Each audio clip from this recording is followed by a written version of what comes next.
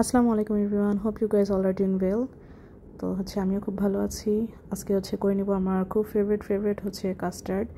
তো আমার যেই কয়েকটা ফ্রুট ছিল আমি সেগুলো দিয়েই করেছি। আপনারা চাইলে আপনাদের পছন্দ মতো ফ্রুটস দিয়ে করতে পারেন। তো চলুন দেখি আমি কী ফ্রুটস দিয়ে করেছি। কাস্টার্ড কার ফেভারিট অবশ্যই আমাকে কমেন্ট বক্সে জানাবেন।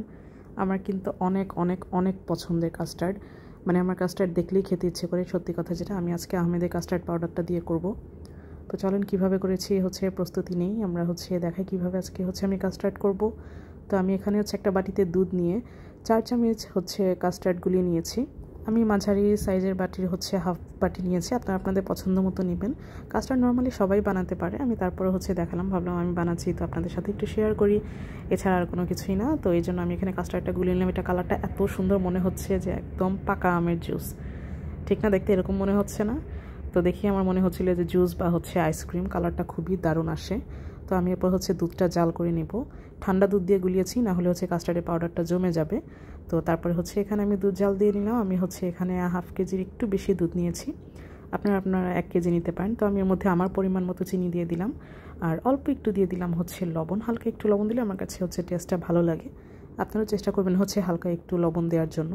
তো তারপর চিনিটা যখন গলে যাবে, দুধটা আমি ফার্স্টে একটু ঘন করে নিয়েছি। আপনারা হালকা একটু ঘন করে নেবেন, খেতে বেশি মজা হবে। চাইলে গুঁড়ো দুধও দিতে পারেন। তো এটা বেশ কিছুক্ষণ জাল হওয়ার পর আমি কাস্টার্ড পাউডারটা যেটা গুলে রেখেছিলাম সেটা ঢেলে দিলাম।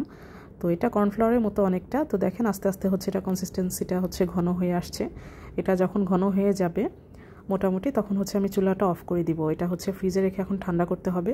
তো এটা আমি এখন ওটা ফ্রিজে রেখে দিয়েছি ঠান্ডা হওয়ার জন্য। একটা বাটিতে ঢেলে ঠান্ডা করব। আর এখানে আমি একটা প্যানে হালকা একটু বাটার দিয়ে আমি কিছু বাদাম ভেজে নিব, কাজু বাদাম, কাঠবাদাম। আমার কাছে বাদাম দিলে খুবই ভালো লাগে, কামড় লাগলে। আপনারা চাইলে বাদাম স্কিপ করতে পারেন, শুধু ফ্রুটস দিয়েও করতে পারেন। আর এখানে আপনারা চাইলে তেল দিয়েও ভাজতে পারেন বা ঘি দিয়েও ভাজতে পারেন। আমি বাটার দিয়ে বাদাম ভেজে নিয়েছি সুন্দর করে।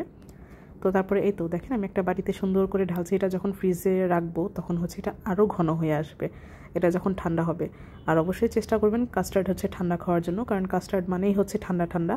তো ঠান্ডা ছাড়া কাস্টার্ড মজা লাগে না, ঠান্ডা কাস্টার্ডই সবচেয়ে মজা। তো মিষ্টি খাবার দেখে আমার বিড়ালগুলো এসেছে কাস্টার্ড খাওয়ার জন্য। এখানে আমি মোমো করেছিলাম, সেটা আপনাদের দেখালাম গ্রিন চাটনি দিয়ে। আমি মোমোটাও এর আগে দেখিয়েছি। তো খুব মজা করে মোমো খাচ্ছি যতক্ষণ পর্যন্ত আমার কাস্টার্ড ঠান্ডা হবে। এটা ছিল 2টা খুবই মজাদার সস, যেটা আমার ভাই বানিয়েছে। তো অবশ্যই এই সস দুটো বানানো দেখাবো। আমি আজকে নিয়ে নিয়েছি কাস্টার্ডের জন্য কলা। তো আমি কাস্টার্ডটা এখন ফ্রুটস দিয়ে খুব ভালো করে বানাবো। আমি এখানে আঙ্গুর নিয়ে নিয়েছি, তারপরে খেজুর নিয়ে নিয়েছি, আর এই তো আমার ক্রাশ করে রাখা বাদাম, কাঠবাদাম, কাজু বাদাম। বিশ্বাস করেন আমার কলা দিয়ে সবচেয়ে বেশি মজা লাগে। আমার মন চায় আমি শুধু কাস্টার্ড, কলা আর বাদাম দিয়েই খাই। তারপরে আঙ্গুর দিয়ে দিলাম, তারপরে খেজুর দিয়ে দিলাম। আপনারা চাইলে আরও অনেক রকমের ফ্রুটস দিতে পারেন। আমি স্ট্রবেরি দেইনি, স্ট্রবেরি ছিল, চিন্তা করলাম যদি একটু টক লাগে এজন্য দেইনি। তো এই তো আপনাদের পছন্দের ফ্রুটস দিয়ে দিবেন। আর অনেক ফ্রুটস থাকে, আনার থাকে, আমি আনারটাও দিইনি। আমার কাছে কেমন খুব একটা আনার দিলে ভালো লাগে না, যেটা সত্যি কথা। আপনারা চাইলে ডেকোরেশনের সুবিধার্থে দিতে পারেন। তো তারপরে দেখেন আমি এটা ফ্রিজে রেখেছিলাম। ঠান্ডা হওয়ার পর দেখেন এটা কতটা ঘন হয়েছে। আমি আপনাদের বলেছিলাম যে ফ্রিজে রাখলে অনেকটা ঘন হয়। আর এই তো এখন আমি বাটিতে ঢেলে ঠান্ডা ঠান্ডা কাস্টার্ড সার্ভ করব। গরমে কিন্তু এই ঠান্ডা কাস্টার্ড খেতে দারুণ লাগে, খুবই মজা লাগে খেতে। অবশ্যই আপনারা এই গরমের মধ্যে কাস্টার্ড খাবেন ফ্রিজে রেখে বানিয়ে। আর একদম দিল মন যা আছে একদম সব ঠান্ডা হয়ে যাবে। তো তারপরে এই তো বাটিতে ঢেলে আমি সবাইকে সার্ভ করে দিলাম। সবার কাছ থেকে শুনলামও কেমন হলো। আসলে খেতে দারুণ হয়েছে, খুবই মজা হয়েছে, ঘনত্বটাও একদম ঠিক আছে। তো আজকের মতো এই পর্যন্তই। নেক্সট ভিডিও আসা পর্যন্ত ভালো থাকবেন সবাই। আল্লাহ হাফেজ।